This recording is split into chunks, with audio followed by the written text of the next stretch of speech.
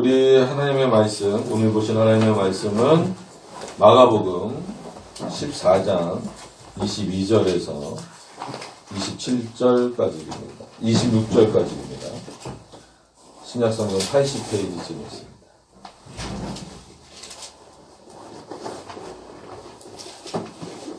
마가복음 14장 22절에서 26절. 제가 공독해 드리겠습니다. 그들이 먹을 때에 예수께서 떡을 가지사 축복하시고 떼어 제자들에게 주시며 이르시되 받으라 이것은 내 몸이니라 하시고 또 잔을 가지사 감사기도 하시고 그들에게 주시니 다 이를 마시며 이르시되 이것은 많은 사람을 위하여 흘리는 나의 피 곧 언약의 피니라. 진실로 너희에게 이르노니 내가 포도나무에서 난 것을 하나님 나라에서 새 것으로 마시는 날까지 다시 마시지 아니하리라 하시니라. 이에 그들이 찬미하고 감난산으로 가니라. 아멘. 기도하시도록 하겠습니다. 은혜와 풍성하신 하나님, 이 시간에 하나님의 말씀을 함께 나누려고 합니다. 주께서 도우시고 인도하여 주셔서 말씀의 뜻을 잘 깨달을 수 있도록 인도하여 주시옵시고 이 시대에도 여러 가지 많은 혼란한 내용들이 많이 있는 이 시대 가운데 우리가 더 바른 것을 잘 붙잡고 나아갈 수 있는 그런 바른 그리스도인으로서 살아갈 수 있도록 주께서 도우시고 인도하시는 귀한 시간 될 수 있도록 역사하여 주시옵소서. 예수님의 이름으로 기도드립니다. 아멘. 우리가 그 교회의 표지, 그러면 왜냐면 오늘은 마지막 만찬이라고 해서 최후 만찬 이런 식으로 제목을 정할 수도 있고 거기다가 포커스를 맞춰서 말씀을 전할 수도 있지만 성찬과 연결되는 부분이기 때문에 성찬이란 것에 대해서 조금 더 이렇게 초점을 맞춰서 말씀을 이렇게 드리면 결국은 그 교회의 그 예배의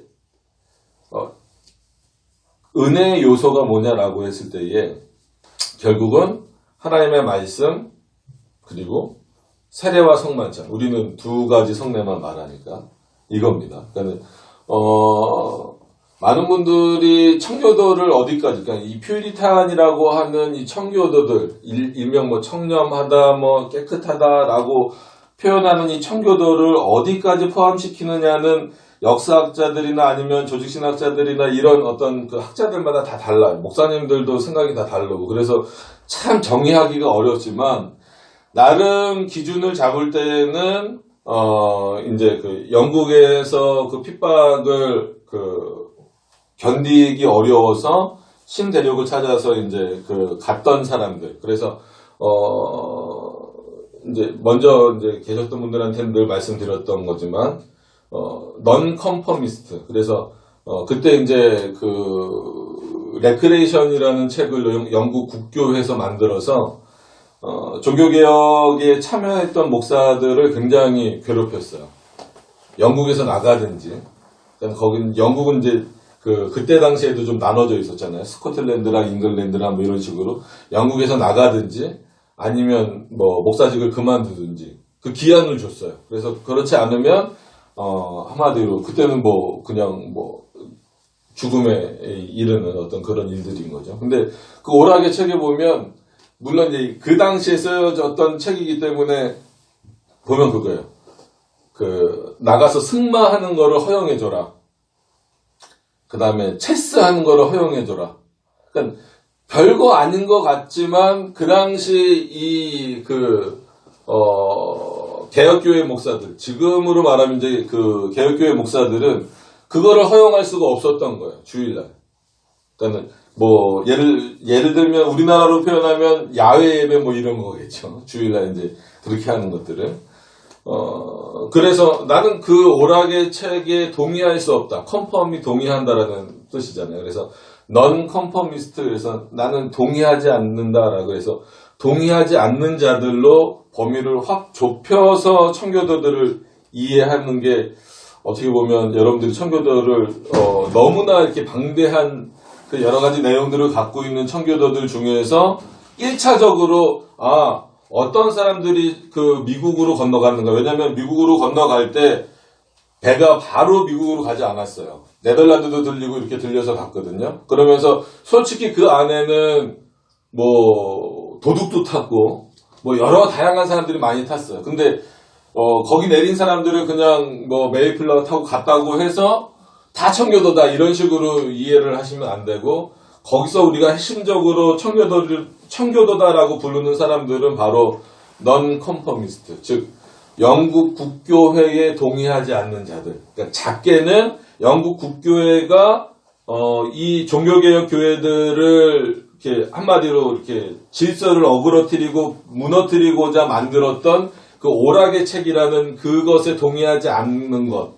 또 넓게 보면 그 국왕이 교회의 머리가 된다라고 하는 것 자체를 부정하는 자들, 거기에 동의하지 않는 자들이 바로 청교도의 핵심 인물들이었다라고 하는 것들을 이해를 좀 하시면 좋을 것 같아요. 이게 1차적으로 이제 청교도냐 아니면 비청교도냐 이것을 좀 구별하는 겁니다. 뭐 장로교, 감리교를 다 떠나서 최소한 그래서 종교개혁자들 그래서 왜냐면 어떤 분들은 칼빈도 청교도다 이렇게 표현을 하는 경우가 있어요. 물론 이제 단어의 의미상으로는 충분히 그럴 수 있어요. 충분히 그럴 수 있는데 이제 역사적인 이 배경을 잘 모르는 분들에게 그렇게 표현을 해버리면 칼빈 이후에 청교도들이 생겨난 거 아니야? 이런 오해를 가질 수 있어요. 그러니까 시기적으로 보면은 이제 그렇거든요. 이제 청교도에 그러면 뿌리를 칼빈에다 두고 있다라고 하는 건 사실이지만 그렇다라고 해서 청교도에 대한 어떤 그런 정립이 정확하게 되지 않는 상태에서 칼빈부터 이렇게 뿌리를 찾아버리면 상당히 혼란스러울 수 있는 거예요. 교회 정치 부분에서도 그렇고 성경 해석 부분에서도 그렇고. 그래서 왜 설교 시간에 이렇게 또 어렵게 말씀을 드리냐면 종교개혁 시대, 즉 칼빈이나 이런 베자나 요랬던 시대에는 교회의 표지도 되고 은혜의 수단, 그러니까 하나님이 뭘 통해서 성도들에게, 교회에 나오는 성도들에게, 예배를 드리러 나오는 성도들에게 은혜를 주시겠느냐라고 했을 때 종교개혁자들 그리고 칼빈도 딱 두 가지만 말했어요. 온전한 말씀의 선포, 그냥 말씀의 선포가 아니라 온전한 아니면 신실한 말씀의 선포와 그 말씀의 선포에 따른 성만찬, 성례가 있는 것. 이 두 가지를, 왜냐면 그래서 성례를 보이는 말씀입니다. 오늘 그 말씀을 전하려고 이 표현을 쓰는 거예요. 그래서 이 두 가지는 지금도 반드시 말해야 되는 거예요. 그리고 미국으로 건너갔던 그 넌컨퍼미스트들이 추가해서 표현했던 게 뭐냐면 기도입니다. 기도. 그래서 교회의 은혜의 표지 아니면 이것이 있어야 올바른 교회다라고 말할 교회의 표지라든지 은혜의 수단이라든지 같이 쓰거든요. 그랬을 때 세 가지를 지금 보통 말하죠. 신실한 말씀의 선포, 그 말씀의 선포에 따른 올바른 성만찬, 그리고 하나님이 들으시는, 그러니까 하나님이 안 들으시는 기도는 없어요. 그죠? 듣고 응답을 안 하실 뿐이지. 그러니까 어떻게 보면 듣고 가만히 계시는 것도 그것도 하나님의 응답은 응답이에요. 이 세 가지가 교회의 표지고 은혜의 수단입니다. 그래서 이 세 가지 수단을 가장 잘 사용하는 사람들이 어떻게 보면 참된 그리스도인으로 이 땅을 지금도 살아가는 거예요. 그래서 늘 말씀을 들으시고 읽으시고 보고 그렇게 하셔야 되고 이 성찬을 통하여서도 또 보이는 말씀으로서의 그 의미를 깊이 잘 깨달으셔야 되고 기도를 그래서 어떻게 정의했냐면 기도는 하나님이 묻고 답하시는 거다. 인간은 하나님께 감히 기도할 만한 능력이 있는 존재가 아니기 때문에 그런 마음과 그런 자세를 주시는 것 자체가 어떻게 보면 택함받은 백성의 증표이기도 한 겁니다. 그래서 그것을 이제 그대로 다 받아서 칼빈 시대는 이거 기도는 없었으니까는 그건 빼버립시다. 뭐 그렇게까지 할 필요는 없어요. 저는 세 가지를 꼭 기억하세요. 올바른 말씀의 선포, 그리고 올바른 성찬, 그 다음에 올바른 기도. 그러니까 오늘 부분은 그거예요. 그러니까 이거를 그냥 단순히 최후 만찬 이래버리면 예수님과 제자들의 어떻게 보면 예수님이 십자가에 돌아가시기 전에 마지막 뭐 저녁 식사 뭐 이 정도로 이해할 수 있는데 그 정도로만 이해하면 안 되고 물론 그렇게만 또 설교하시는 목사님들은 안 계실 거예요. 분명히 여기서 이제 성례라고 하는 그 성만찬이라고 하는 부분을 끌어내실 텐데 그거를 이제 우리가 잘 좀 이해하면서 보는 것이 중요하기 때문에 그렇습니다. 왜냐하면 벌써 우리는 어떤 그 성찬입니까? 성찬에 여러 가지 그 부를 때 우리 영적 임재설이에요. 천주교 같은 경우는 뭐라고 부릅니까? 화채설이라고 부르고 루터교회 같은 경우는 그 공제설이라고 부릅니다. 그러니까 같은 성경 본문을 이해하는데 이렇게 달라지는 거예요. 그래서 언제든지 성경 해석은 성경도 그렇고 심지어는 이제는 그 이런 그 교리나 이런 내용들도 해석이 굉장히 중요한 시대가 됐어요. 그래서 이 해석의 차이가 있어서 뭐 성탄을 지켜야 되느냐 말아야 되느냐 이것도 결국은 성경 해석의 차이이면서 동시에 그거를 이렇게 규정 짓고 있는 핵심적인 문제로 볼 거냐 아니면 뭐 이래도 되고 저래도 되는 그런 걸 이제 아디아포라라고 이제 부릅니다. 그런 문제로 볼 거냐 아니면 교회법 그 당시마다 약간씩은 좀 수정될 수 있는 그 교회법을 따라가야 되는 문제로 볼 거냐 상당히 어려운 부분입니다. 그래서 일단은 오늘 본문에 좀 집중을 하면서 시간이 되면 그것에 대해서 조금 더 말씀을 드리도록 하겠습니다. 자, 22절부터 좀 보시면 그들이 먹을 때에 예수께서 떡을 가지사 축복하시고 그래서 칼빈은 여기서 딱 나눠요. 먹는 게 끝났다. 저녁 식사는 끝나고 자연스럽게 이제 그 우리가 알고 있는 그런 성찬의 내용으로 넘어가고 있는 것이다. 이렇게 표현을 하면서 하고 있습니다. 떡을 가지사 축복하시고 떼어 제자들에게 주시며 이르시되 받으라 이것이 내 몸이며. 그러니까 이거에 대해서도 다양한 해석이 많은 거예요. 우리도 성찬을 할 때 이런 의미로 받으셔야 돼요. 예수 그리스도의 몸을 먹는 것으로. 그럼 화채설하고 뭐가 달라집니까? 라고 말하지만 화채설하고는 완전히 다르죠. 그러니까 화채, 그러니까 한문이다 보니까 변한다라는 거예요. 변한다. 그러니까 뭐가 변하느냐라고 했을 때 쉽게 그냥 우리나라 목사님들도 그랬고 외국 목사님들도 많이 실수했던 부분이 그래서 역공을 당한다 그러죠. 천주교로부터 저 바보들, 단어도 이해 못하는 바보들이라고 욕먹었던 부분이 뭐냐면 한동안 그렇게 거꾸로 천주교회가 화채설이라고 해서 떡이 예수님의 몸으로 바뀐다라는 것을 말하면서 저 천주교는 식인종 마치 식인종 같아 이렇게 우리가 비난했던 적이 있어요. 근데 천주교는 그렇게 말하지 않습니다. 그러니까 그거는 잘못 우리가 화채설을 이해하고 있는 거예요. 화채설을 한문보다도 라틴어로 하면 뭐 영어로 해도 되지만 라틴어로 하면 트랜스 수브스탄티아 그러거든요. 그러니까 수브스탄티아 그러면 이제 본질이에요. 본질이라고 하는 게 죄송합니다. 라틴어를 써서 죄송한데 안 쓸 수가 없었어요.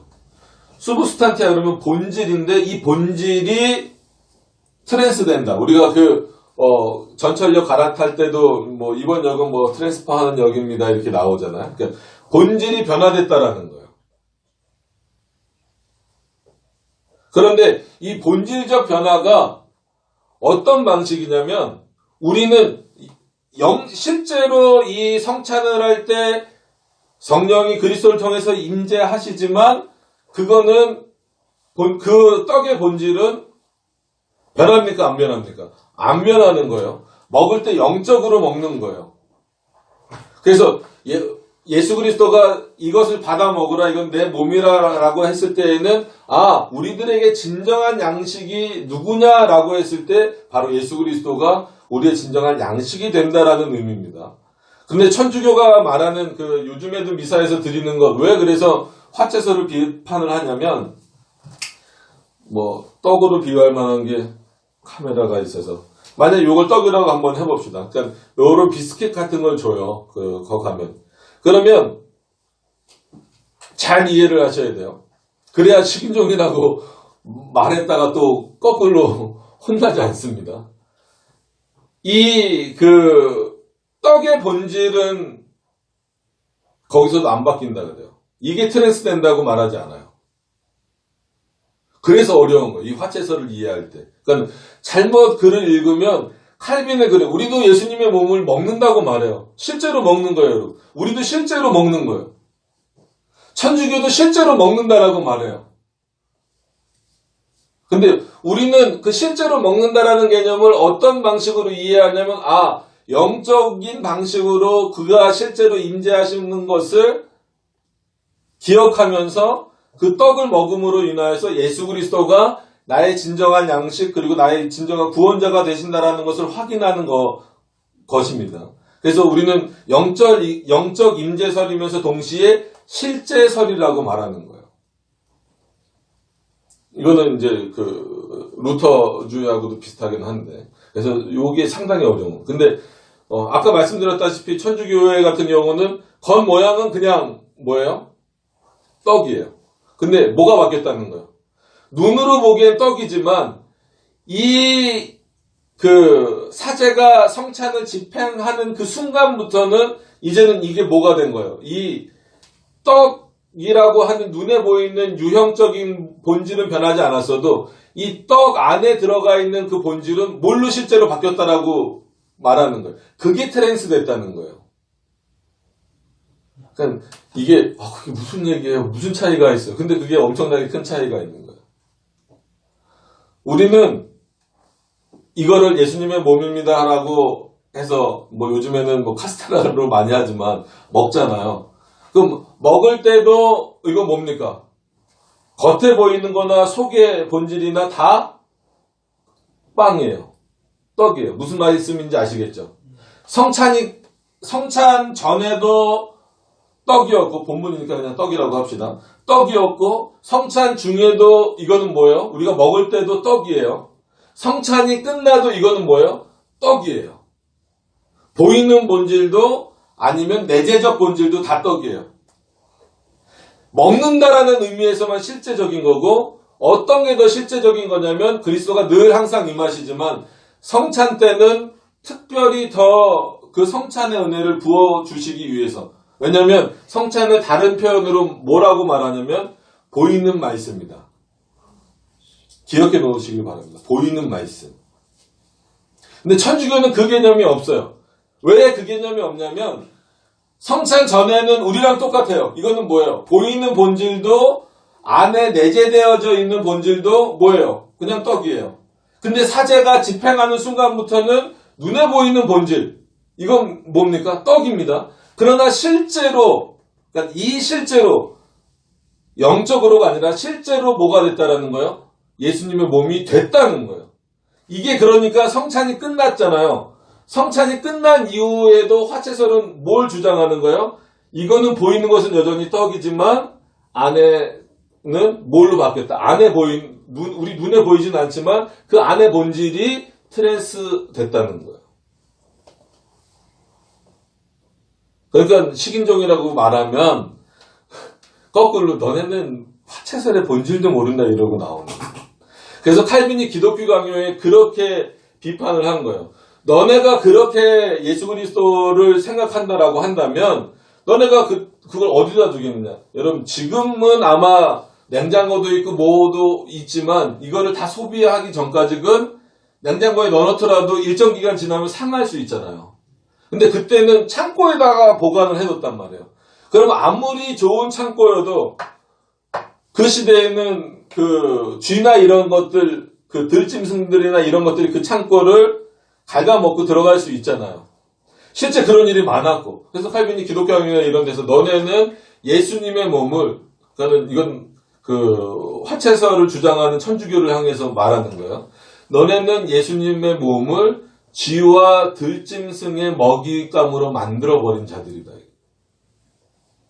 어떤 의미인지 아시겠죠? 그러니까 우리가 그 사람들을 너네는 그래? 야 트랜스 수브스탄티아라 그래서 이게 본질이 바뀌었어? 이게 예수님의 몸이야? 그럼 너네는 예수님의 몸을 지금도 매번 먹으니까 식인종이네? 이것은 우리가 거꾸로 과하게 천주교에 대해서 잘못 이해하는 겁니다. 화채설을. 근데 천주교는 그런 차원이 아니라 걔네들도 이걸 여전히 떡이라 그래요. 지금은 걔네들 부르는 이름이 있지만. 근데 본질이 바뀌어서 실제 뭐를 먹는 거예요? 예수님의 몸을 먹는 거예요. 그래서 우리는,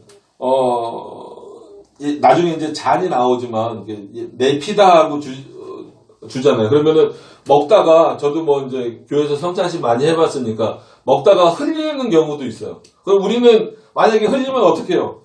닦아내고 그냥 다른 거 마시면 돼요. 왜요? 우리도 어떤 겁니다. 분명히 예수님의 피를 마시는 거지만, 그거는 영적인 의미인 거지, 실제로 마시는 거는 뭐예요? 포도주를 먹는 거예요. 그렇기 때문에 흘리면 닦아내면 되는 거예요.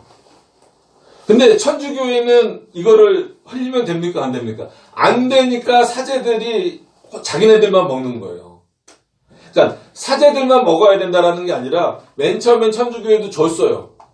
근데 무슨 일이 벌어져요? 실제로 쏟는 일이 벌어져요. 그러면은 아까 말씀드린 대로 떡이 변하는 것처럼 포도주도 마찬가지로 눈에 보이는 본질은 안 바뀌어요. 포도주로 그냥 있어요. 근데 이 포도주를 내재하고 있는 그 속성은 어떻게 된 거예요? 이미 예수님의 실제 피로 변했다라고 이 사람들은 믿는 게 화채설입니다. 그러니까 이거를 만약에 그 포도주라고 생각하고 어쩌다 확 엎질렀어요. 그럼 어떻게 해야 돼요? 진짜 바닥에 엎드려서 핥아 먹어야 돼요. 왜? 예수님의 피가 떨어진 거지. 우리는 실수로 뭐를 떨어뜨린 거고 포도주를 떨어뜨린 거고. 그렇기 때문에 그것을 방지하기 위해서 혼자 거룩한 척 하려고 하는 게 아니라 실제로 그 사람들은 그 본질이 변했으니까. 눈에 보이는 건 포도주여도 그 포도주를 구성하는 요소들이 이미 뭐가 됐으니까 예수님의 피로 바뀌었기 때문에 그걸 흘리면 안 되니까 잔을 꺼내는 데가 있어요. 성당 큰데 이제 조그만 성당 가면 들고 오기도 하지만 그래서 그 들고 들어가는 사제들은 아주 등에서 땀이 이렇게 막 나요. 큰 성당들 이렇게 뒤에 보면 여는 데가 있어요. 열어서 꺼내서 이렇게 높이 한번 들어주는 거예요. 너네는 못 줘. 이거 먹다가 흘리면 큰일 나. 이렇게 높이 들고 마시고 또 높이 들고 다시 거기다 집어넣는 거예요. 왜? 한 방울이라도 그건 흘리면 됩니까? 안 됩니까? 안 돼요. 우리는 그건 실수예요. 그걸 닦아버리면 되고 또 그냥 마시면 돼요. 왜냐면 마찬가지로 이것도 성찬식이 끝난 이후에는 어떻게 되는 거예요? 눈에 보이는 거는 여전히 포도주지만 본질은 뭘로 바뀐 거예요? 눈에 보이지 않는 그 본질은 뭐로 바뀐 거예요? 예수님의 피로 바뀐 거예요. 이게 화채설하고 영적 임재설하고 차이가 나는 거예요. 그러니까 이거를 요 애매한 선에서의 차이를 이해를 못하면 우리도 먹는 거고 천주교도 먹는 거예요. 실제로 먹는 겁니다. 천주교도 실제로 먹는 건데 천주교가 먹는 실제는 뭐예요? 진짜 예수님의 몸을 먹는 거예요. 실제 예수님의 피를 마시는 거고. 그래서 여러 번 말씀드렸지만 이제는 그 비스켓 같은 형태로 줘요. 그 천주교에서는 씹어 먹으면 됩니까? 안 됩니까? 큰일 납니다. 예수님의 몸을 씹는 거는 안 돼요. 그래서 어떻게 먹어야 돼요? 녹여 먹어야 돼요. 이게 딱 넣어주면 이게 싹 녹아요. 싹 녹아요. 그거 씹으면 안 됩니다. 예수님의 몸이기 때문에. 근데 우리는 씹으셔야 돼요. 씹으셔서 먹으셔도 상관없어요. 그럼에도 불구하고 먹는다는 의미는 같이 가는 거예요. 그러니까 이렇게 달라져요. 여기서 루터주의의 공제설까지 설명하면 더 헷갈리실 거예요. 기독론까지 연결되니까 루터주의는 어떻게 이해를 합니까? 육체 밖의 로고스, 즉 육체 밖의 예수 그리스도의 본질은 있을 수 있다 없다? 없다라는 거예요. 근데 그 육체는 어떤 육체로 변했다라는 것까지는 루터가 인지하고 있어요. 신비로운 몸으로. 그렇기 때문에 예수님의 육신이 지금 성찬 때 보입니까? 안 보입니까? 안 보이죠. 그럼에도 불구하고 루터는 어떻게 생각을 했냐면 육체 밖에, 그러니까 인성 밖에 신성이 있을 수 없다라는 거예요. 우리는 신성 밖에 당연히 인성이 있으실 수 있죠. 그러니까 이게 성경 구절 하나가 가지고 크게 세 줄기로 나눠지잖아요. 여기에 그 쯔빙글리의 기념사까지 포함하면 이제 기가 막힌 거예요. 요 네 가지를 알고 계셔야 헷갈리지 않아요. 그러니까 예수님의 그 신비로운 몸이 성찬 때, 그러니까 이거 이젠 루터주의 설명하는 거예요. 콩 주브스탄티아라 해서 콩은 그 어떤 장소 이런 거를 그 의미하는 거예요. 어떻게 말하냐면 예를 들어서 이걸로 다시 설명합시다. 요게 떡이라고 한다면 공간적인 개념이에요. 그러니까 예수님의 신비로운 몸으로 변하셨다라는 것은 루터가 이미 알고 있잖아요. 그 정도를 모를 루터는 아니란 말이에요. 그러면 그 루터주의에서는 뭐냐면 예수님이 우리가 성찬을 할 때 예수님이 실제로 임재하시는데 그의 신비로운 몸으로 임재하신다는 거예요. 왜? 어떤 신학이 있으니까 육체 밖에 로고스는 있을 수 없다라는 게 루터주의의 핵심이거든요. 그러면은 떡 주변에 떡이 변하는 게 아니에요. 그러니까 그 루터주의도 예수님의 몸을 먹긴 먹는 거예요. 근데 먹는 방식이 다른 거예요. 우리는 영적으로 먹는 거고 실제로는 뭘 먹는 겁니까? 떡을 먹는 거고. 정리를 하면서 갈게요. 천주교회는 실제로 먹는 건데 떡을 먹지만 뭘 먹는 거예요? 예수 그리스도의 몸으로 트랜스된, 변화된, 본질이 변화된 떡을 먹는 거예요. 그러면 루터주의는 조금 달라요. 공제설이라는 건 뭐냐면 아까 말씀드렸다시피 이 그 육체 밖에 로고스는 없다라는 그 주장 때문에 떡이 있으면 예수 그리스도가 임재하시면 예수 그리스도의 몸이 떡 위에, 떡 아래, 떡 옆에 들러붙는다라는 거예요. 허황된 생각 같지만 기독론이 잘못되면 이 생각으로 갈 수밖에 없어요. 그러니까 실제로 임하시는 거죠. 그것도. 그래서 같은 실제설이에요. 오히려 그 천주교는 그러니까 실제로 임한다라는 개념을 안 해요. 본질이 변한다는 개념이기 때문에 화채설은 실제설은 아닙니다. 그러니까 실제로 임하신다라는 개념에서는 영적 임재설과 루터의 공제설이 실제설이에요. 실제로 임한다라는 거예요. 그러니까 천주교회는 실제로 임한다라는 게 아니라 본질이 변한다라는 거고.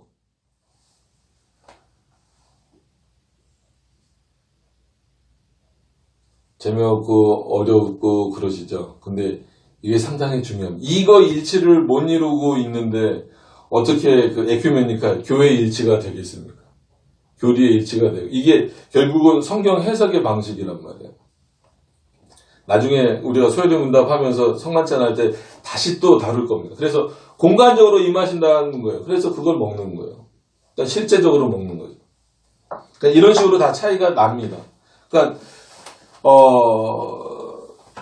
그러면 설명을 드렸어요. 그러니까 쯔빙글리 거는 이제 기념설이라고 해서 그런 거 다 없이 그냥 기념만 하자 이런 의미입니다. 나중에 그거는 우리가 소요리 문답이나 이런 내용을 나갈 때 그 부분에서 조금 더 설명을 드리도록 그렇게 하겠습니다. 자, 그래서 이르시되 받으라 이것은 내 몸이라 하시고 여기서 실제적인 의미는 그럼 어떻게 우리가 찾아야 될까요?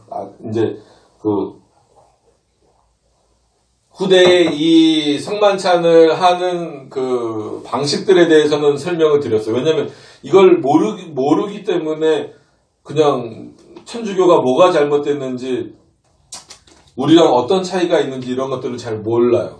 그러면 이제 그걸 떠나서 이 본문의 본질적인 의미는 어떤 의미일까요? 이거를 구원론으로 그 예수 그리스도의 구속으로 연결시키지 않으면 굉장히 혼란이 오는 겁니다. 결국 예수님의 몸을 먹는다라는 의미 자체는 그가 우리의 죄를 단번에 자기 몸으로 전가시키셔서 죽으셨다라는 것을 의미하는 겁니다. 이런 핵심적인 내용들을 잊어버리시면 안 돼요. 그래서 우리는 영적 임재설이면서 동시에 어떤 그 기념설적인 쯔빙글리의 기념설적인 내용들도 같이 포함하고 있는 거예요.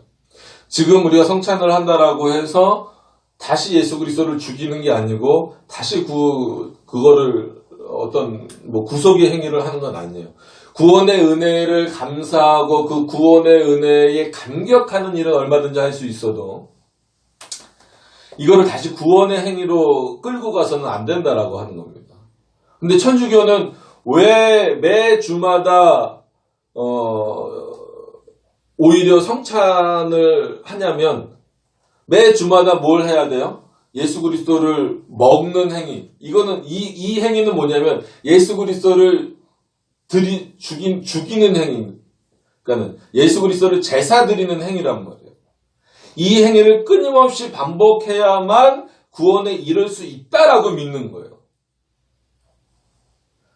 그래서 우리 교회도 아직 성찬을 그렇게 자주 하진 않잖아요. 칼빈도 그랬어요. 매주 하든지 아니면 제대로 하지 않을 거면 아예 하지 말아라. 왜냐하면 성찬을 그렇게 함부로 하는 거 아니다라는 거예요. 그러면서 천주교의 화채설도 비판을 했지만 동시에 뭘 또 비판하고 있냐면 어떻게 인간이 구원주를 위하여서 제사를 드려줄 수 있고 또 어떻게 구원주를 그 제사의 대상으로 삼아서 성도들의 입에다가 떡을 집어넣어줄 수 있느냐라는 거예요. 반대가 돼야지. 이건 예수님이니까 가능한 거예요. 어떤 의미인지 아시겠어요? 한 번 있는, 예수님이 뭐 최후의 만찬을 2번, 3번 하신 게 아니잖아요. 한 번씩 나눠주시면서, 떼서 나눠주시면서, 이건 내 몸이다. 이거를 먹어야 너와 내가 뭘로? 언약의 상징이라는 거예요. 언약으로 묶였다라는 것을 너희가 안다는 거예요. 어떤 언약입니까? 은혜 언약 안에 있는 저는 구속 언약이라는 표현을 잘 쓰지는 않지만 하여튼간 구원과 관련된 그런 언약들, 아브라함과 맺으셨고 아담과 맺으셨던 그런 언약들, 행위 언약은 없어졌다 할지라도, 끊어졌다 할지라도 그런 언약의 상징이에요. 그래서 이거를 반드시 먹으라는 거예요.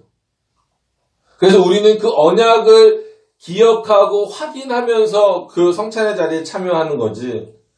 천주교처럼 사제가 마치 그리스도를 위해서 제사를 죽은 사람 추도 예배 드려주듯이 그렇게 하는 게 아니다라는 말이에요. 그래서 분명히 좀 기억을 하셨으면 좋겠습니다.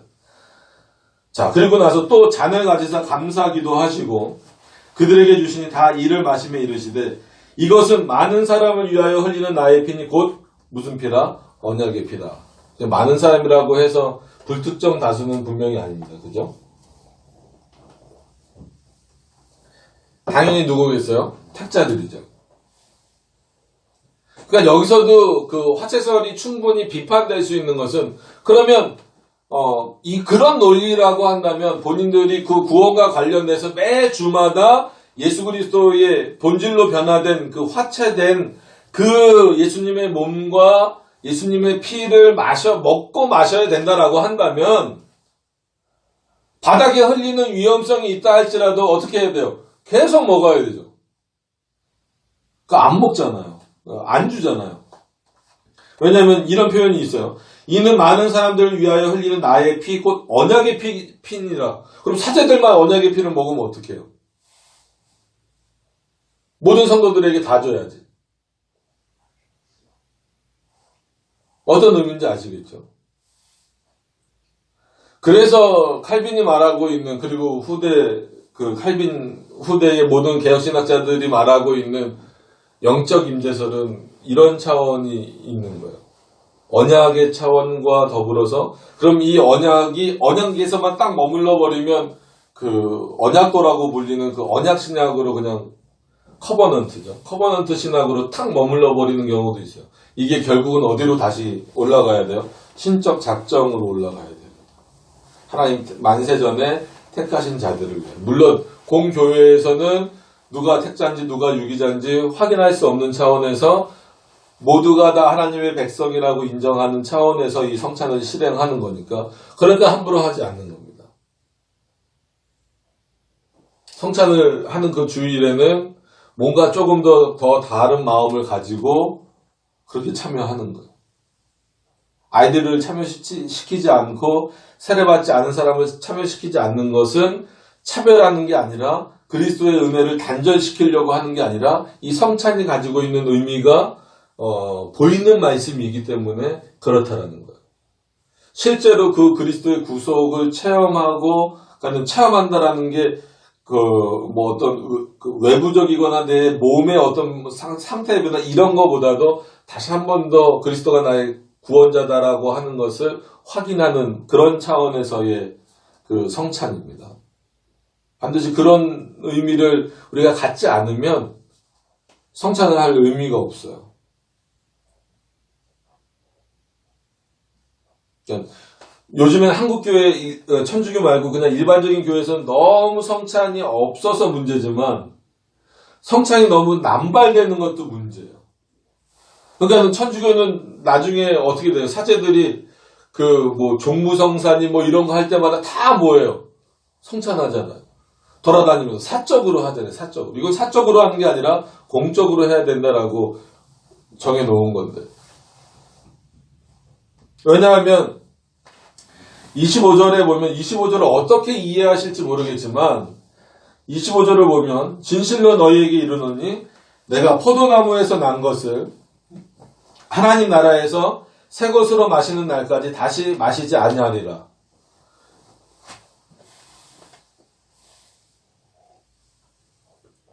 언뜻 보면 이런 게 잘못되면 문자적 해석으로 갈 수 있는 거예요. 그럼 포도주는 성찬할 때 떡만 먹어야 되겠네? 이렇게 생각할 수 있죠. 뭐, 이제, 천주교도 거기서 좀 근거를 가져오기도 하고 막 그럽니다. 근데 이거는 어떤 의미인가요? 간단합니다. 단번에 이루신 구원. 그래서 그것이 그럼 어디서 회복될 거냐라고 했을 때는 결국은 하나님의 나라에서 다시 회복될 거다라는. 그러니까 우리가 하는 성찬이 예수 그리스도의 그 구원을 예수 그리스도가 이루신 구원에 참여하는 방식이긴 하지만 이때와 똑같은 일은 없다라는 거예요. 단번에 죽으셨듯이 단번에 이것으로 끝나고 그 영원한 그 기쁨의 진정한 기쁨의 자리는 하나님의 나라에서 온전히 이루어지는 것이다라는 거예요. 그러니까 진실로 너희에게 이르노니 내가 포도나무에서 난 것을 하나님 나라에서 새 것으로 마시는 날까지 다시 마시지 아니하리라. 그래서 그럼 이거는 뭐 포도주를 쓰지 말라는 겁니까? 단순히 그런 문제가 아닙니다. 뭐 포도 주스를 해야 됩니까? 뭘로 해야 됩니까? 단순히 그런 의미가 아니에요.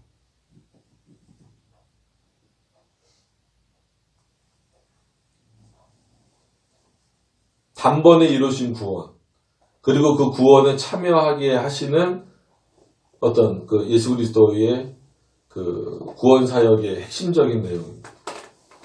그러니까 이때까지는 제자들이 모르고 있었다 할지라도 그럼에도 불구하고 지금 우리가 볼 때는 분명히 언약의 피라고 그 표현이 돼 있는 것처럼 언약의 내용입니다.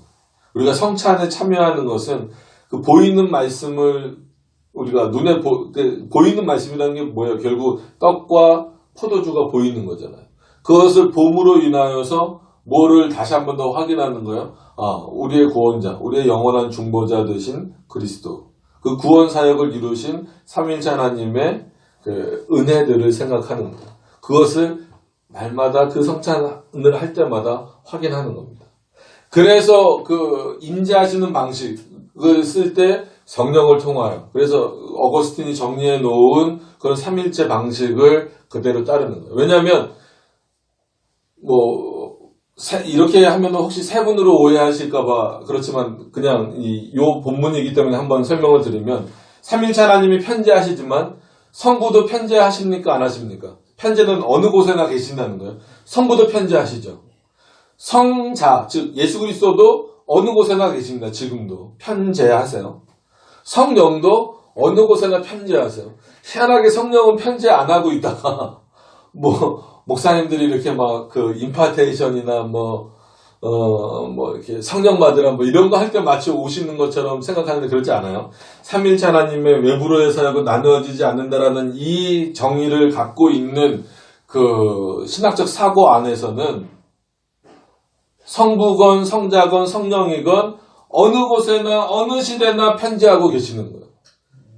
심지어 저는 이건 뭐 어디서나 싸우는 문제지만 구약에는 성령이 왔다 갔다 하신다고 뭘 근거로 그렇게 말하는지 모르겠어요. 신약 시대도 애매해요. 신약 시대에는 성령이 내주하신다. 근데 그것도 자기네들끼리 의견이 분분한데 뭐 주로 이제 오순절 이후죠.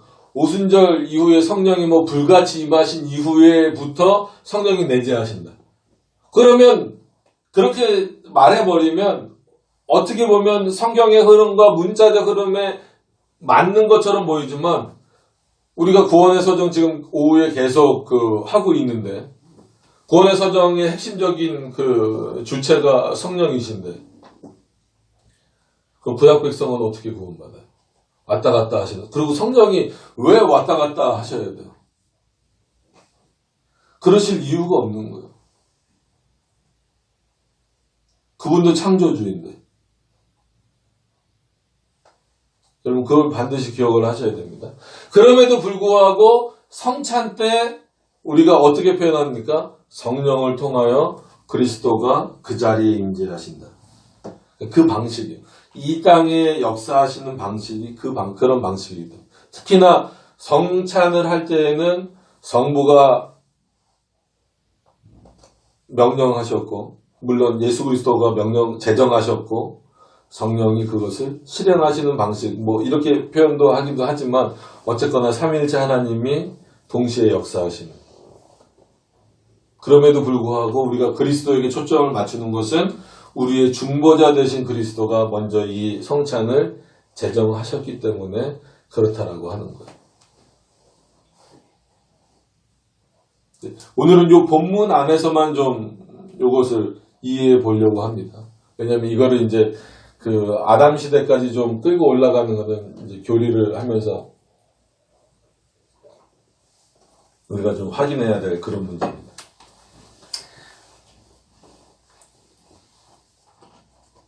어떻게 보면 25절의 내용을 지금 천주교는 계속 어기고 있는 거예요. 로마 카톨릭은 어기고 있는 거예요.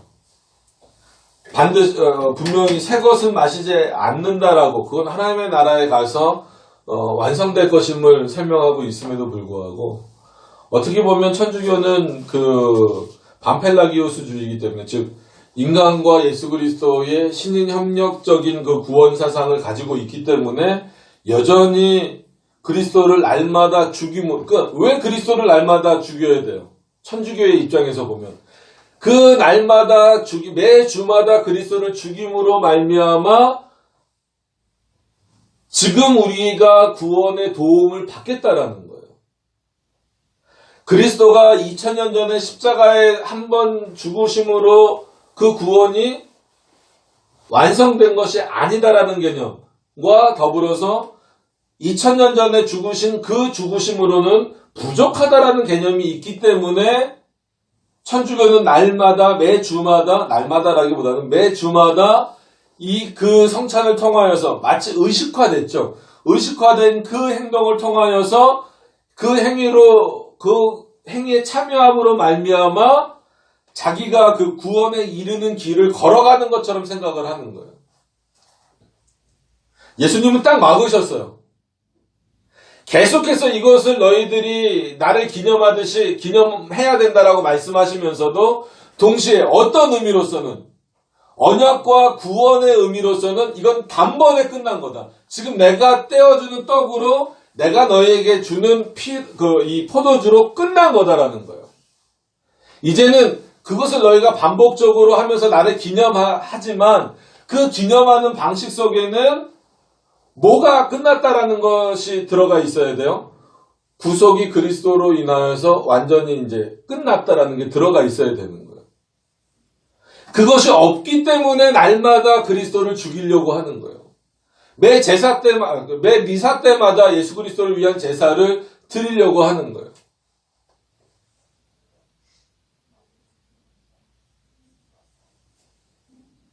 그래서 그런 데서 만든 성탄절을 지킨다라고 하니까 그래서 교회 법은 언제나 성경이 최고라면 교리는 늘 성경을 못 쫓아가요. 그걸 좀 이해를 하셔야 돼요. 왜 이런 논쟁이 그럼 많습니까? 라고 했을 때 성경이 최고라고 한다면, 왜냐하면 성경은 하나님의 말씀이잖아요. 그러니까 인간이 썼기 때문이 아니라 저는 그래서 그냥 기록자, 도구 이렇게 표현을 하는데, 성경이 최고고 그 밑에가 신조들이에요. 뭐 고대 신조부터 해서 우리가 받을 수 있는 개혁교회 신조들. 그리고 어떻게 보면 그 밑에 교회법이 있기 때문에 교회법은 신조보다도 조금 더 넓을 수밖에 없어요. 각 시대나 배경, 이런 지역이나 이런 상황들의 어떤 그 배경들이 다 다르기 때문에. 그리고 신학자들마다 그 생각하는 부분들이 다르기 때문에. 말씀드렸잖아요. 이제 내일 모레가 이제 성탄절이라고 많이 부르는 날인데, 저희는 성탄절 안 지킵니다. 부활절도 안 지키고 주일만 지키는데, 추수감사절도 안 지킵니다.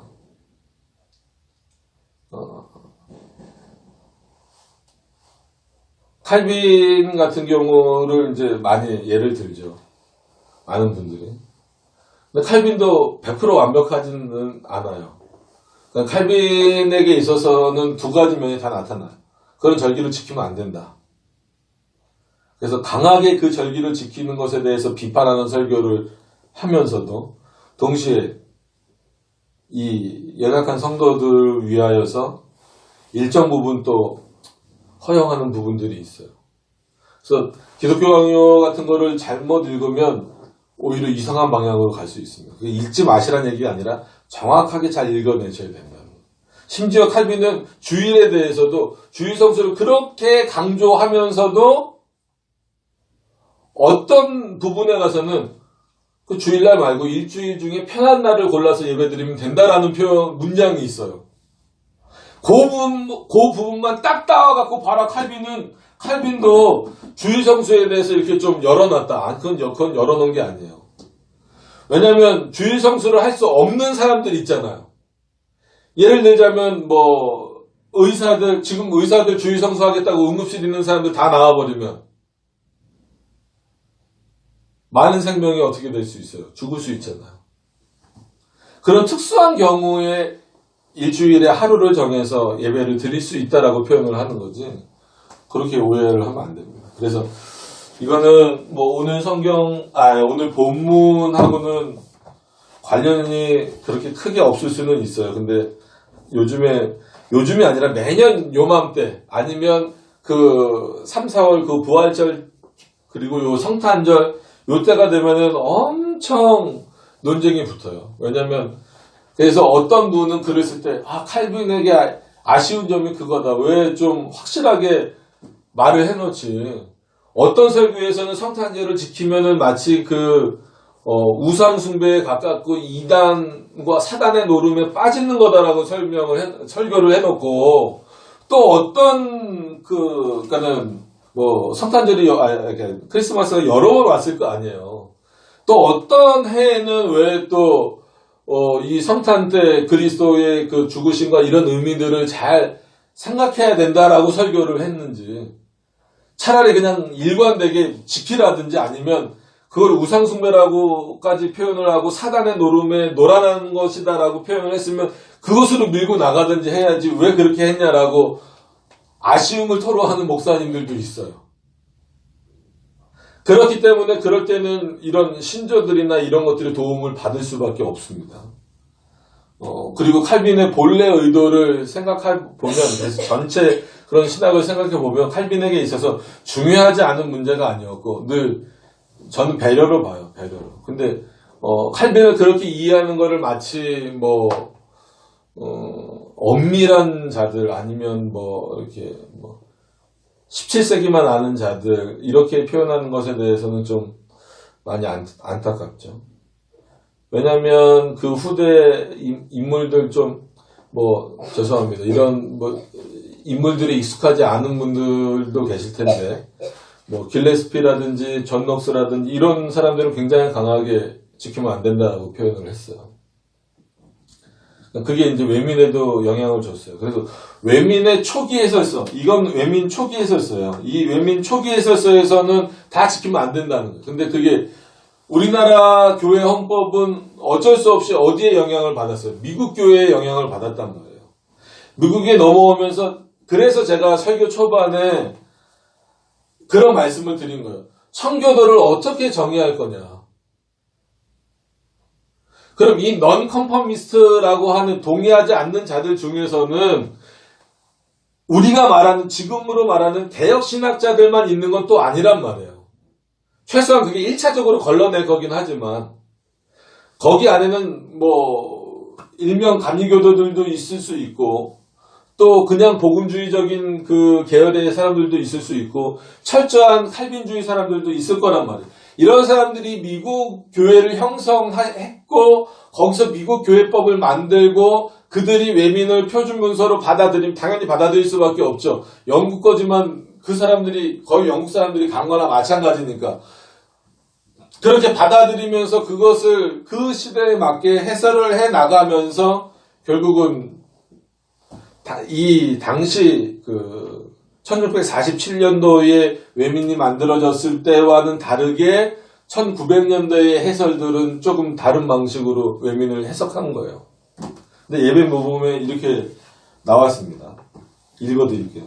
공적인 예배 날과 장소에 관해서 그리스도인의 안식일인 주의 날 외에 복음 시대에 거룩하게 지켜지도록 성경에 명령된 날은 없다. 통속적으로 성스러운 날이라 불리는 축제일들, 여기 다 들어가 있는 축제일들은 뭐예요? 그럼 통속적으로 성스러운 날이라 불리는 축제일은 그러면 뭐가 들어가겠어요? 성탄절, 부활절, 고난주일, 사순절, 뭐 추수감사절, 맥추절 뭐 이러고 이런 구약적 기도는 없어졌다라고 그렇게 말하는, 이건 칼빈도 분명히 말하는데도 여전히 어쨌거나 다 집어넣는 거예요. 뭐 다. 이런 축제일들은 하나님의 말씀에서 어떤 근거도 가지고 있지 않으므로 존속해서는 안 된다. 이게 예배 모범이에요. 스코틀랜드 예배 모범이에요. 그런데도 불구하고 하나님께서 섭리 가운데 베푸신 여러 가지 긴급하고 비상한 경륜이 하나님의 백성에게 금식하고 감사할 이유와 기회를 주게 됨에 따라서 긴급하게 일어난 어떤 경우에 공적인 금식이나 감사를 위해 어느 한 날이나 여러 날을 구별하는 것은 합법적이고 필요하다. 이건 칼빈의 내용을 그대로 가지고 온 겁니다. 어떤 봉헌이나 성별을 빙자하든지 조금이라도 거룩할 수 있는 장소가 없는 것과 마찬가지로 이전에는 늘 행하여졌으나 지금은 중단된 어떤 미신적 행위로서, 여기 더 나은 해설로 보면 부활절, 성탄절, 고난주일, 사순절 이거예요. 그래서 공식적으로 합동총회인가요? 합신총회에서는 사순절 지키지 말라고 했어요. 근데 다 지키잖아요, 지금. 그럼 참 애매한 게, 저는 거꾸로 되물어보고 싶은 게, 사순절은 천주교에서 지키는 거기 때문에 안 된다, 성경적인 근거가 없기 때문에 사순절은 지키면 안 된다라고 말하면서, 그럼 고난주간하고 부활절은 왜 지켜야 됩니까? 라고 거꾸로 물어보고 싶은 거예요. 그러니까 합동총회도 그렇고 합신총회도 그렇고 분명히 그 표명을 했어요. 한 걸로 기억을 하고 있으니까. 사순절은 지키지 말아라. 그거는 로마 카톨릭에서 만들어낸 거고 비성경적이다. 그럼 고난주간. 성경에 있기 때문에 어떻게 보낼 건데요? 부활절은 성경에 어디 있어요? 예수님이 부활하신 날을 우리가 날마다 지키는 거죠.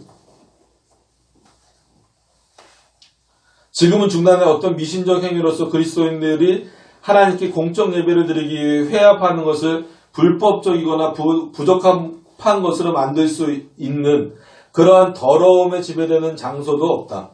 그 때문에 우리는 우리에게 공적인 예배 회집 장소들이 그런 용도로 계속해서 사용되어져야 하는 것은 필요하다라고 주장한다. 그러니까 뭐예요? 그러니까 돌아다니면서 이렇게 막 파라처치처럼 예배 드리지 말고 그 장소가 어떻든지 간에 한 장소를 정해서 예배를 드리되 그 예배를 드리는 것은 통속적으로 그리고 미신적이고 이런 것들, 성경에 없는 것들을 지키는 것이 아니라 매 주일을 온전하게 지키는 것. 그래서 도르트 신조나 이런 회의록이나 이런 것들을 보더라도 지금 네덜란드 교회법, 도르트 교회법을 보면 지키라고 나왔어요. 지켜도 된다고. 그러니까는 그거를 이제 주장하는 분들은 그걸 인용하는 건데, 원래 도르트 신조, 맨 처음에 만들어졌던 그 도르트 신조에서는 예정론을 굉장히 풍성하게 다뤘다라고 말씀을 드렸잖아요. 그런데 나머지 부분도 조금씩 다뤘어요. 그러면서 인간의 그 의지나 예배 부분에 가서 뭐라고 말하냐면 자의적인 예배, 즉 인간이 만든 예배, 하나님이 드리라고 한 예배는 주일밖에 없는데 인간이 만들어낸 자의적인 예배 하면서 블랭크 쳐놓고 성탄절, 부활절이라고 표시돼 있어요.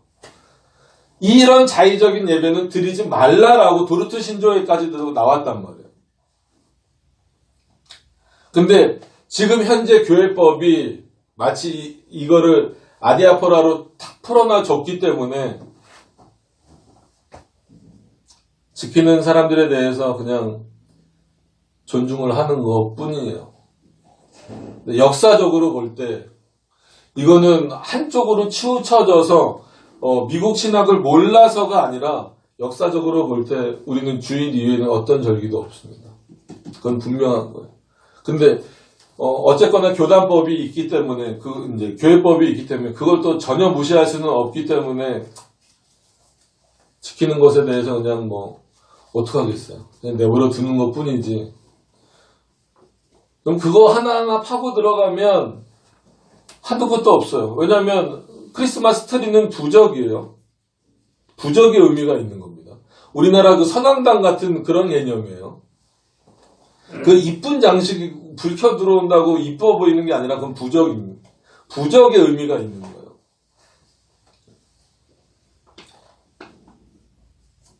예수님이 12월 25일 날 태어나지 않았다라는 거는 웬만한 목사들은 다 알 수 있는 거고.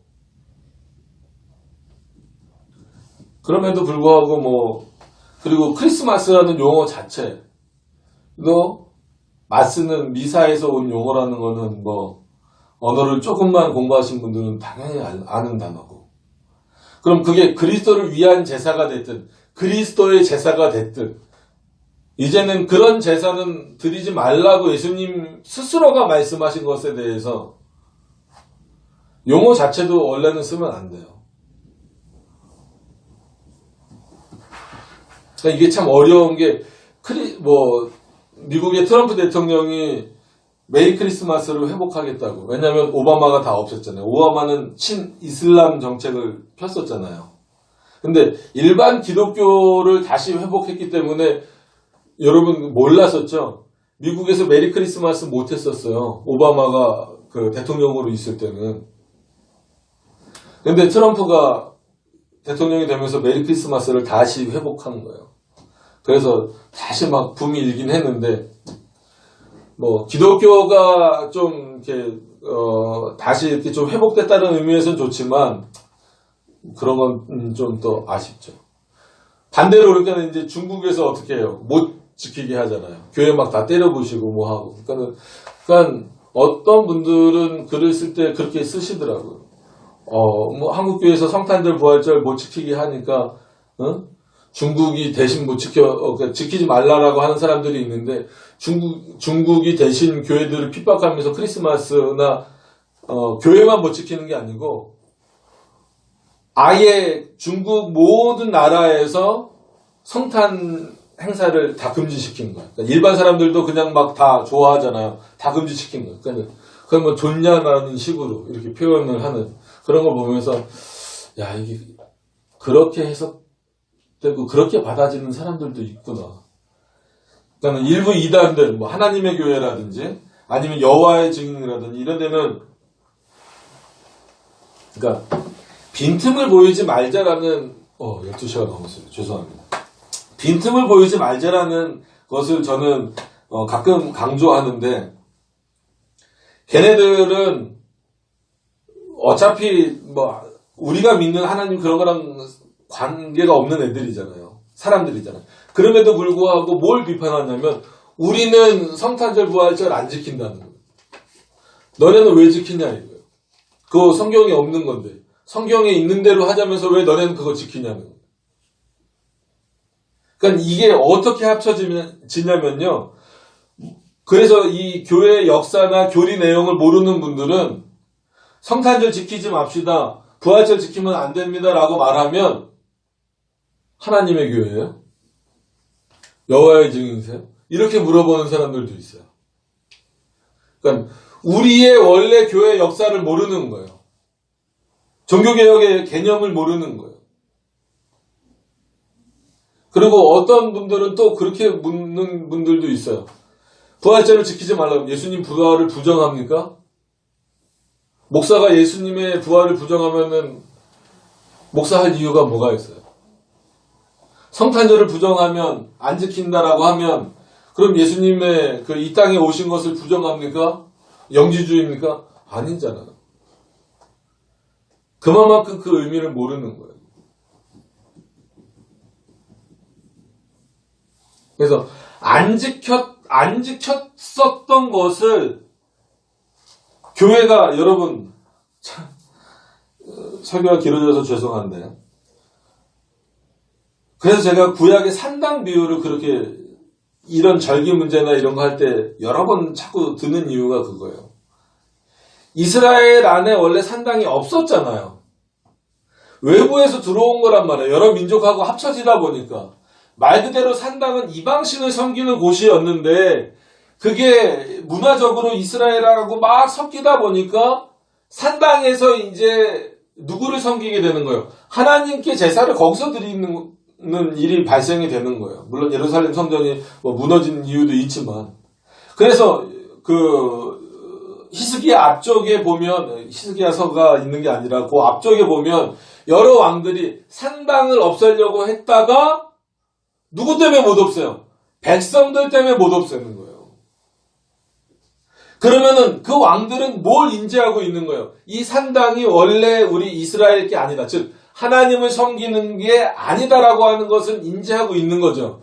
그럼에도 불구하고 누구 때문에 못 없애는 거예요? 마치 밀란 때문에 예수님을 못 잡아갔던 이 대제사장들처럼 이 교회 원로원들처럼 왕들이 백성들을 두려워해서 그냥 그래 거기서라도 드려라 이거. 근데 히스기야는 어떻게 했어요? 산당을 없앴어요. 히스기야도 공과가 있는 인물이지만 그럼에도 불구하고 많은 사람들이 여러 그 구약시대에 나쁜 왕들만 있는 게 아니었단 말이에요. 그럼에도 불구하고 히스기야를 향하여서만 유독 구약의 종교개혁자다라고 부른 이유는 뭐예요? 그 어려운 산당을 없앤 거예요. 더 이상 여기서 하나님을 하나님께 제사 드리지 마라. 예배하지 마라. 왜? 이거는 원래 우리 게 아니다라는 거예요. 너희가 여기서 몇십 년을 몇백 년을 드렸던 그거랑 상관없이 이거는 우리 게 아니다라는 거예요. 히스기야가 그 일을 했다라는 거예요. 그러면 지금 교회법이 어떻든지 간에 아니면 칼빈이 어떤 자세를 취했든지 간에 그것이 비성경적이었다라고 한다면 어떻게 보면 종교개혁 일어난 지 500년, 이제는 501년째 되는 해잖아요. 그러면은 벌써 안 지켰다가 다시 지키게 된 것이 거의 한 역사적으로 보면 한 400년 정도 돼요. 그럼 400년이라는 역사가 짧은 역사는 아니죠. 그럼에도 불구하고 400년 동안 지켜왔는데 이제 와서 어떻게 없애냐라고. 그러니까 차라리 저는 늘 말씀드리는 것처럼 부활절과 성탄절을 지키는 것이 잘못되지 않았다라고 생각하는 분들은 차라리 저는 괜찮아요. 그냥 인정해 줄 수 있어요. 그래 아직 뭐 그 정도 수준까지는 안 올라왔고 잘 모르니까. 근데 목사님들 중에 그리고 성도들 중에 들었고 배웠고 알았기 때문에 성탄절하고 부활절과 같은 절기들은 원래 우리 기독교 것이 아니라 로마 카톨릭 아니면 이단에서 뭐 그 콘스탄틴 황제가 그 기독교를 공인하면서 주변에 그런 그 다른 그런 종교를 가지고 있는 기존 로마인들을 좀 달래는 차원에서 만들어 놓은 그런 절기들을 교회가 그냥 흡수해 버린 거잖아요. 이것을 알고 있는 목사님들이 이렇게 표현하는 경우가 있어요. 그래, 그거 잘못된 거 아는데 400년이 넘게 지켜온 걸 어떻게 없앴냐 이거예요. 그러면 시간으로는 계산할 수 없는 하나님의 역사는 어떻게 할 거예요?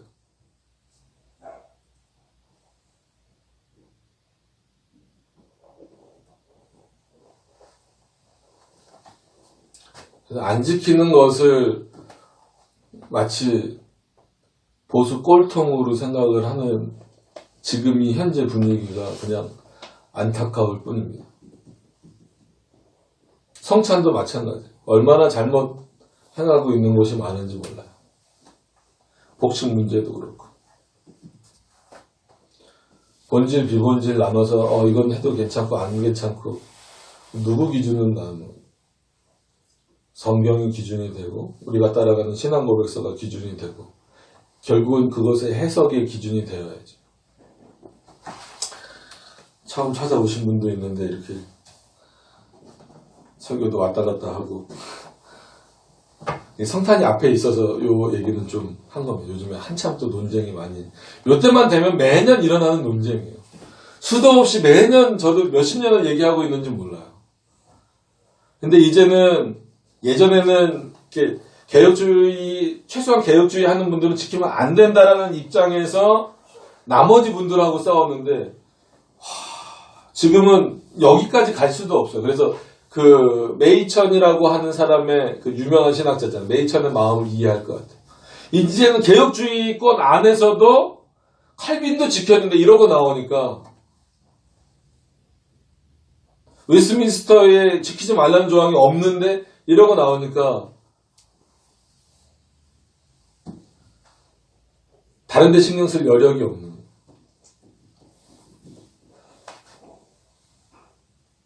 그래서 그레삼 메이첸 박사가 쓴 기독교와 자유주의라는 책이 있어요. 그것이 절판이 됐나 다시 나오나는 모르겠는데 반드시 사서 읽어보세요. 거기에서 유명한 표현은 뭐냐면 메이천 박사가 한 표현이 그 목사님이 하신 표현이 자유주의는 기독교가 아니다.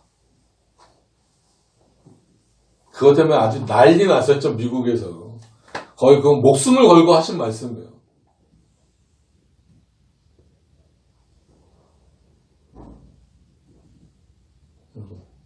오늘 이 말씀이 메마르게 여러분들에게 들렸을 수도 있습니다. 그냥 저도 편하게 설교하면 좋아요. 그냥 최후 만찬입니다. 이건 떡이니까 기념해야 되고 포도주니까 뭔가 그 피를 먹으면서 우리가 구원의 은혜에 그냥 늘 참여하는 자로 살아가십시다 라고 끝나면 좋은데 이런 아까 말씀드렸던 영적 임재설, 화채설, 공제설 이거는 신학생들만 목사들만 알아서는 안 되는 문제예요. 왜냐면 이제 너무나 많이 다 노출되어 있고 그런 오류들에 많이 빠져 있으니까.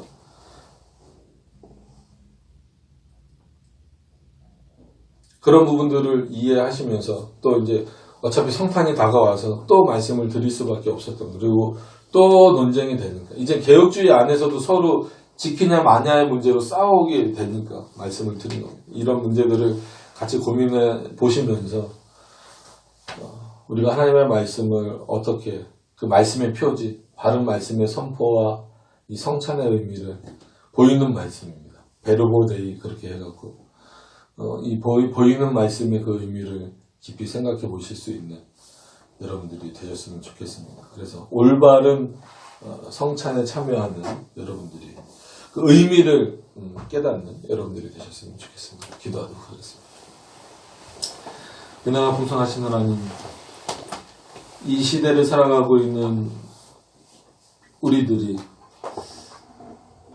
얼마만큼의 역사와 전통이 있는지 모르지만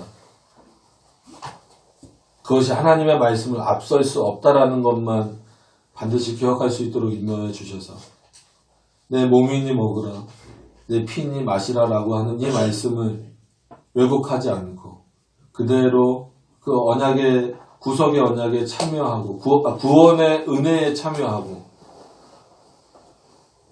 또 그것을 받아 누림으로 먹고 마심으로 말미암아 보이는 말씀에 참여하고 기뻐하고 감사하는 자들로 살아갈 수 있도록 인도하여 주시옵소서. 예수님 이름으로 기도드립니다. 아멘.